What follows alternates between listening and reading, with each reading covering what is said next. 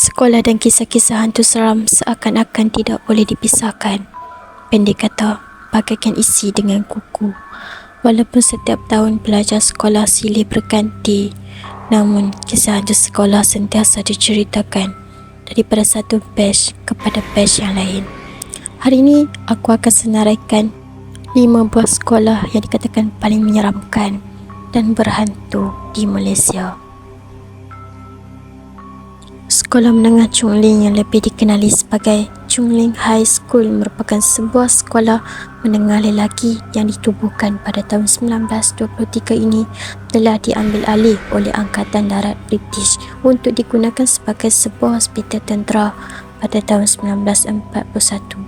Semasa pendudukan Jepun di Tanah Melayu selepas meletusnya Perang Dunia Kedua, berlakunya tragedi pembunuhan beramai-ramai terhadap orang Cina Malaya di bawah istilah Suk Chin yang berbawa maksud pembersihan Cina. Histeria juga dikatakan kerap berlaku di sekolah Chung Ling dan kadang-kadang terdapat beberapa ekor anjing akan menyalak pada sesuatu yang tidak dapat dilihat oleh mata manusia. Jika diimbas kembali kejadian yang berlaku pada tahun 2008, 12 pelajar sekolah diserang histeria di mana mereka mencerit dan bertingkah laku aneh yang dipercayai disebabkan oleh kehadiran paranormal. Serangan histeria beramai-ramai itu mendatangkan begitu banyak gangguan sehingga kelas terpaksa digantung oleh pihak berkuasa. Seorang pelajar yang pernah mengalami histeria menceritakan bahawa fikirannya menjadi kosong dan dia tidak dapat mengawal tubuhnya sendiri. Beliau memberitahu The Borneo Post, "Saya berasa pening dan saya mendengar suara-suara pelik yang bermain di kepala saya." Manakala rakannya pula mendakwa bahawa dia mendengar perubahan suara rakannya ketika dia cuba menenangkannya.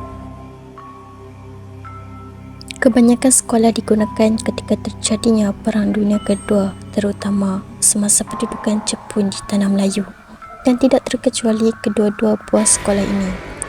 Sekolah Methodist Boys telah ditubuhkan sejak bulan Julai tahun 1897, menjadikannya sebagai salah sebuah sekolah yang tertua di Malaysia. Manakala SMJK Confucian pula dibina pada tahun 1906. Kedua-dua sekolah ini dikatakan dihubungkan melalui sebuah terowong bawah tanah yang dibuat semasa pendudukan Jepun. Terdapat dakwaan yang mengatakan bahawa terdapat roh-roh yang berkeliaran di sekitar dewan sekolah pada waktu malam.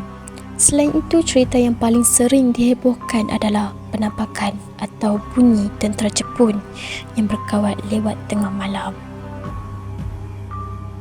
Sekolah ini telah dikosongkan sejak tahun 2005 dan ia ditinggalkan sehingga ke hari ini. Sekolah ini ditinggalkan disebabkan oleh keadaan tanah yang tidak selamat untuk diduduki kerana kesan-kesan retakan mula muncul di dinding sebelum ia diminta untuk ditutup.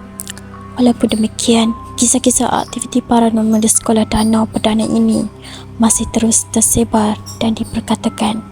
Salah satu kisah yang terkenal ialah sekolah ini telah didiami oleh seekor kuntilanak, iaitu roh seorang wanita yang meninggal ketika mengandung dan didakwa sebagai salah seorang tukang cuci sekolah berkenaan.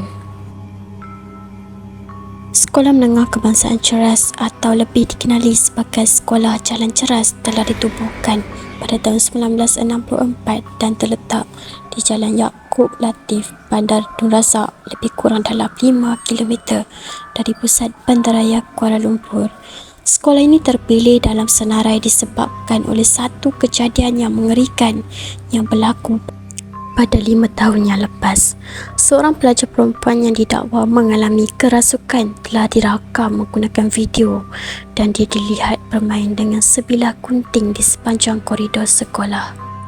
Rupa-rupanya ini bukanlah kes kerasukan pertama yang berlaku dan beberapa kes lagi telah berlaku sepanjang tahun tersebut.